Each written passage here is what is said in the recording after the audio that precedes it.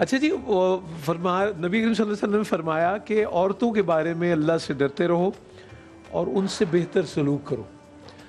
تو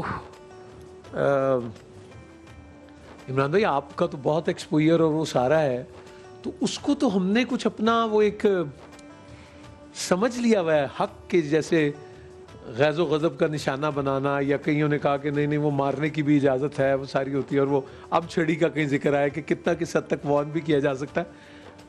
یہ بالکل ہی ہم حکم عدولی پہ جا رہے ہیں اگر یہ اس میں چودراہٹ ہے یا کوئی وڈیرا شاہی ہے یا کچھ بھی ہے. یہ بالکل حکم عدولی ہے نبی کریم صلی اللہ علیہ وسلم کے فرمان کی. بسم اللہ الرحمن الرحیم. دیکھیں ہم نے نور بھائی کچھ معیارات مقرر کیے ہوئے ہیں، خود ساختہ ایک تو. دوسرا ہم نے یہ معیارات مقرر کیے ہیں کہ آپ کے پاس یہ کرائٹیریا ہے تو آپ اس لیول کے ہیں. جیسے ہم کمزور، ہمارے کرائٹیریا جو ہم طے کر رہے ہیں وہ بھی کمزور. امام الانبیاء نے کرائٹیریا طے کیا.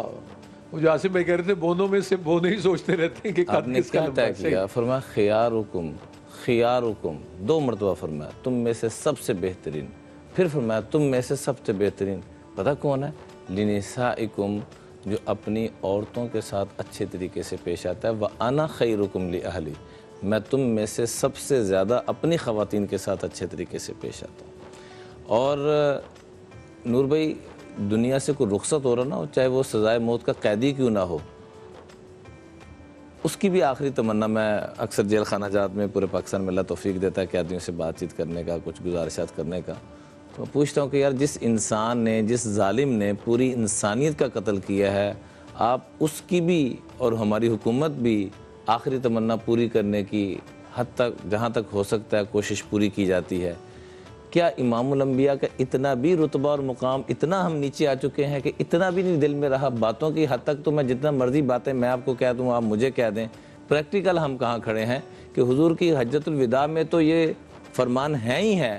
آخری جو الفاظ زبان اقدس، زبان مبارک سے نکلے ہیں وہ 3 الفاظ، الصلاۃ وما ملکت ایمانکم اتقوا اللہ فی النساء، عورتوں کے بارے میں، ملازمین کے بارے میں اور نماز کے بارے میں. تو یہاں پر بھی فرمایا امی جان امی عائشہ سے وہ پیار کر کے دکھلایا اور امت تک یہ بتلایا کہ امی جان پانی پی رہی ہیں، فرمایا مہلن یا عائشہ، عائشہ ٹھہر جائیے.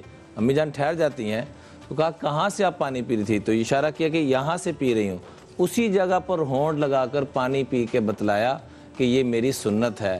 جو تم اپنے ہاتھ سے میاں بیوی ایک دوسرے کے منہ میں لقمہ ڈالتے ہیں، یہ دوسرا صدقہ کرنے محبت بڑھتی ہے، اکٹھے بیٹھ کے کھاؤ. بالکل صحیح. تو یہ ایک دوسرے کے منہ میں لقمہ ڈالنا. ایک شخص میرے پاس آ کے کہنے لگا جی میاں بیوی میں جھگڑا ہو گیا، طلاق تک بات پہنچ گئی. میں نے یہ سنت بتلائی. تھوڑے دن بعد ملا، میں نے کہا ہاں بھی کیا بنا؟ کہتا ہے مجھے شرم آتی ہے کہ میں یہ کروں. میں کہ بھی شرم آدمی طلاق دیتے ہوئے مار کے شرم نہیں آتی.